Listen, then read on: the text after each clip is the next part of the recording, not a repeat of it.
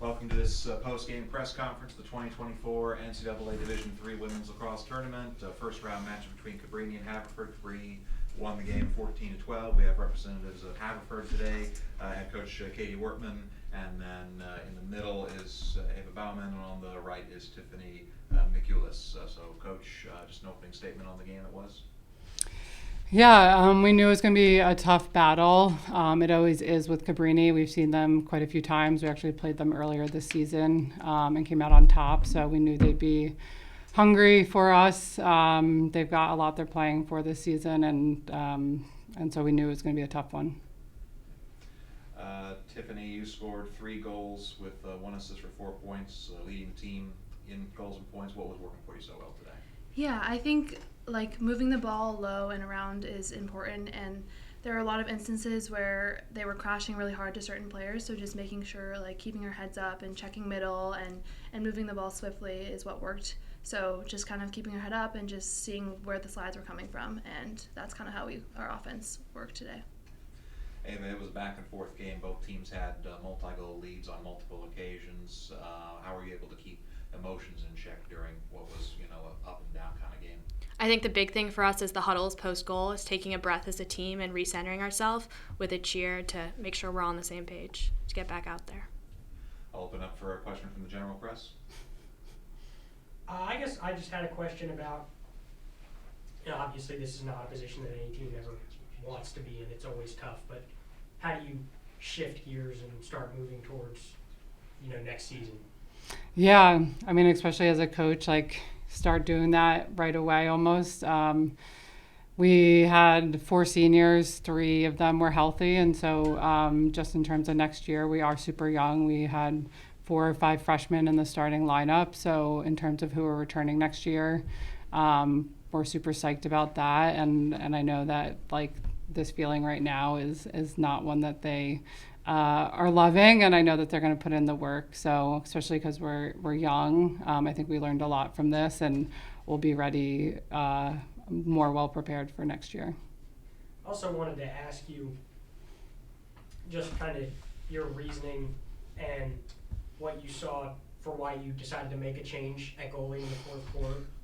Yeah, both goalies are super strong, and they've been competing all season for that spot. And we just knew that our starting goalie, she was playing really well, but we knew that Annie could go in and be a spark, and it's kind of what our defense needed in that moment. So we thought it was, what was going to help.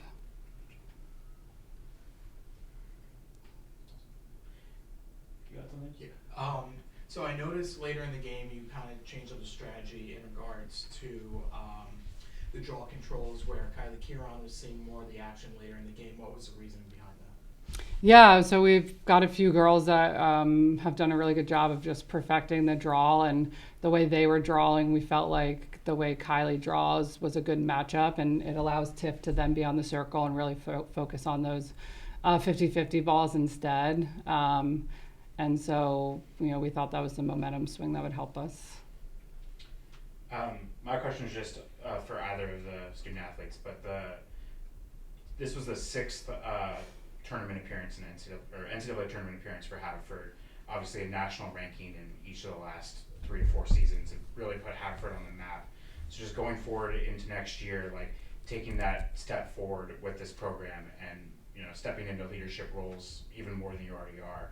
What are you most looking forward to next year, and building the program to an even greater height, as we've seen, it's gone from, a team that was making the Centennial Conference tournament sometimes to a perennial Centennial Conference tournament team, a team that can make the NCAA, surprising people.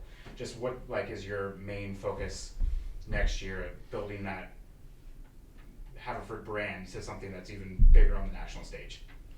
Hopefully that makes sense. Yeah. I think the big thing for us that has gotten this far and that we're going to continue to focus on is our team culture. That's what drives us. That's what makes everyone put in the work to get to the next step. And as you said, we've been building the program, and next steps are to be in the NCAAs without a question, not to be getting one of these last at large bids, but to be here to make a statement and to really show what we can do. And I think to add on to that, sometimes we were caught off guard of making it, but now that we've made it, so the last 2 years, or our freshman year and junior year, like mentally just being prepared that like we are a strong team and that we will make it in the years to come, and just like keeping that mindset and not getting caught off guard when like we do make it, but obviously like putting in the work to make sure we do get to that spot again. Thank you.